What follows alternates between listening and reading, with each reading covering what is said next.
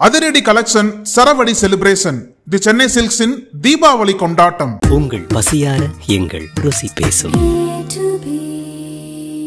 Maithri movie makers தயாரிப்பில் பிரதீப் ரங்கநாதன் நடிக்கும் Dude October 17 முதல் உங்கள் அபிமான திரையரங்குகளில்.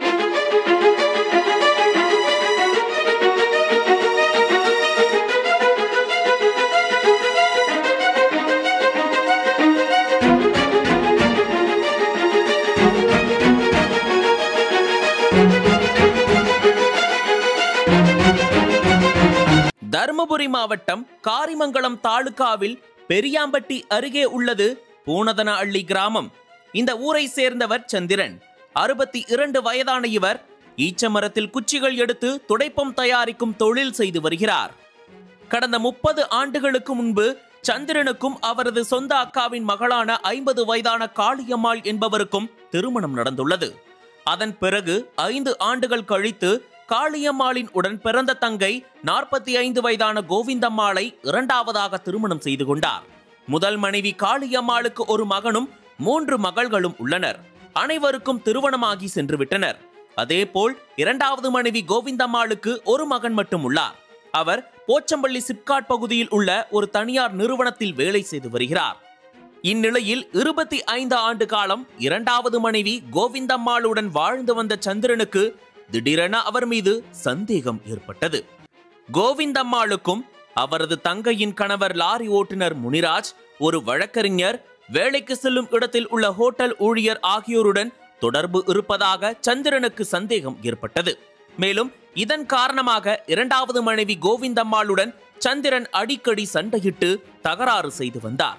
இதைத் தொடர்ந்து மனைவி வெளியே சென்ற பிறகு அவரது செல்போனை எடுத்து யாருக்கெல்லாம் தொலைபேசி அழைப்பு செய்துள்ளார் என்று பார்ப்பதும், அவ்வப்போது அவர் செல்லும் இடங்களை மறைந்திருந்து நோட்டமிடுவதுமாக சந்திரனின் சந்தேகம் உச்சத்திற்கு சென்றது. இப்படி நாட்கள் செல்ல செல்ல அவரது சந்தேகம் வலுத்ததே தவிர தீர்ந்தபாடில்லை. இந்நிலையில் கடந்த 16ஆம் தேதி சந்திரன் மனைவி கோவிந்தம்மாளிடம் வா ஈச்ச துடைப்பம் எடுக்க போகலாம் என்று கூறி போச்சம்பள்ளி அருகே உள்ள புங்கம்பட்டிக்கு தனது இருசக்கர வாகனத்தில் அழைத்து சென்றார். பின்னர் அங்கு கருவேப்பிலை கொட்டாய் என்ற இடத்தில் ஈச்ச ஓலைகளை அறுத்து துடைப்பம் செய்யும் பணியில் இருவரும் ஈடுபட்டிருந்தனர். பின்னர் காலை 11 மணி அளவில் இருவரும் அமர்ந்து காலை உணவு சாப்பிட்டுக் கொண்டிருந்தனர். அந்த நேரத்தில் வேதாளம் மீண்டும் முருங்கை மரம் ஏறிய கதையாக சந்திரனுக்கு சந்தேகம் என்ற பேய் தொற்றி மனைவியிடம் தகராறு செய்தார். ஒரு கட்டத்தில் ஆத்திரமடைந்த சந்திரன் துடைப்பம் கட்டும் கயிற்றால் மனைவியின் கழுத்தை நெரித்து கொலை செய்தார். பின்னர் அவரது உடல் மீது ஓலைகளை போட்டு மறைத்து வைத்துவிட்டு தனது இருசக்கர வாகனத்தை எடுத்துக்கொண்டு டாஸ்மாகில் மது அருந்தியுள்ளார். பின்னர் ஒரு கடையில் பூச்சி மருந்து வாங்கி கொண்டு சந்திரன் தனது வீட்டிற்கு சென்றார். வீட்டில் இருந்த முதல் மனைவி காளியம்மாளிடம் நான் உனது தங்கையை கோபத்தில் கொன்றுவிட்டேன் என்று கூறி கையில் இருந்த மருந்தை குடித்துவிட்டு அங்கிருந்து தனது இருசக்கர வாகனத்தில் புறப்பட்டு சென்றார். இதை கேட்டு அதிர்ச்சி அடைந்த காளியம்மாள் கணவர் சந்திரனை பின்தொடர்ந்து சென்றார். பின்னர் வழியில் மயங்கி கிடந்த சந்திரனை ஆம்புலன்ஸ் மூலம் சிகிச்சைக்காக தர்மபுரி அரசு மருத்துவக் கல்லூரி மருத்துவமனைக்கு கொண்டு சென்றனர்.